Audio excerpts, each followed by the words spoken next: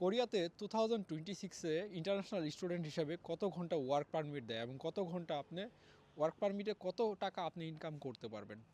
বাংলাদেশ থেকে সাধারণত যেসব শিক্ষার্থী এসে থাকে তারা ম্যাক্সিমামই হচ্ছে কোরিয়াতে বিভিন্ন রেস্টুরেন্টে পার্ট টাইম জব করে।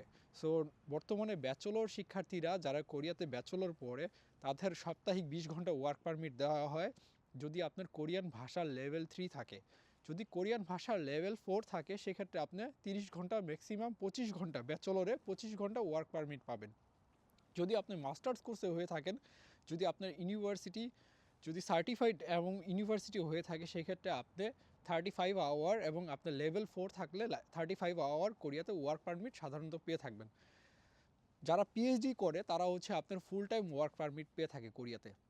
নর্মালি যদি আপনার লেভেল 4 ভাষার কোরিয়ান ভাষা লেভেল 4 থাকে এবং আপনি যদি পিএইচডি কোরিয়াতে পিএইচডি কন্টিনিউ করেন বা পিএইচডিতে পড়াশোনা করেন সেক্ষেত্রে আপনি full time 35 hour work permit পাবেন।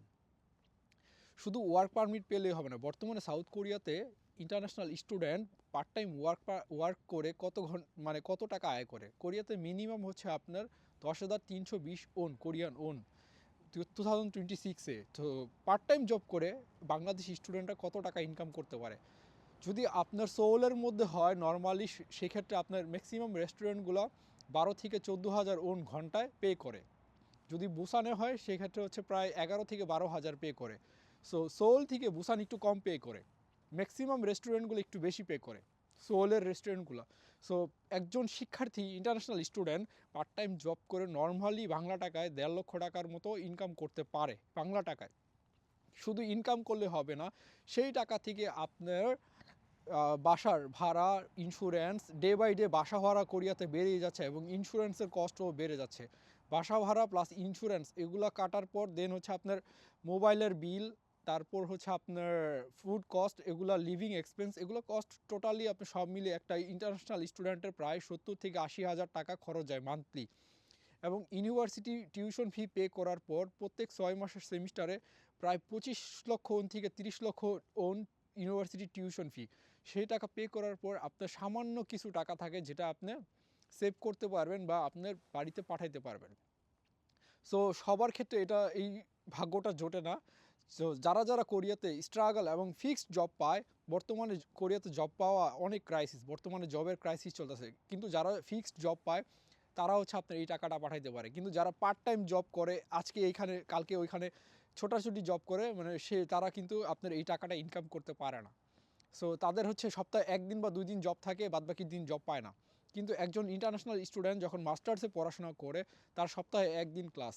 সো 1 দিন ক্লাস করে সে ইজিলি 5 দিন যে কোনো জায়গায় 5 দিন যে কোনো জায়গায় একটা রেস্টুরেন্টে জব করতে পারে। সো 5 দিন জব করে নর্মালি একজন বাংলাদেশি স্টুডেন্ট আপনার ইন্টারন্যাশনাল স্টুডেন্ট যদি হয়ে থাকে তাহলে প্রায় বাংলা টাকায় 1.5 লক্ষ টাকা থেকে আপনি যদি বেশি কাজ করে তাহলে সর্বোচ্চ 2 লক্ষ টাকার পর্যন্ত ইনকাম করতে পারে। কিন্তু এই 2 লক্ষ টাকা ইনকাম করলেই তো হবে না, এখানে তো আপনার টিউশন ফি, লিভিং কস্ট সব কিছু বাদ দেওয়ার পর প্রায় 1 লক্ষ টাকা থেকে 1,20,000 টাকা খরচ হয়ে যায়। সো আপনি বাড়িতে প্রায় আপনার 50,000 থেকে 60,000 টাকার মতো সাপোর্ট দিতে পারবেন যদি 5 দিন জব পেয়ে থাকেন, সপ্তাহে 5 দিন কাজ করে থাকেন।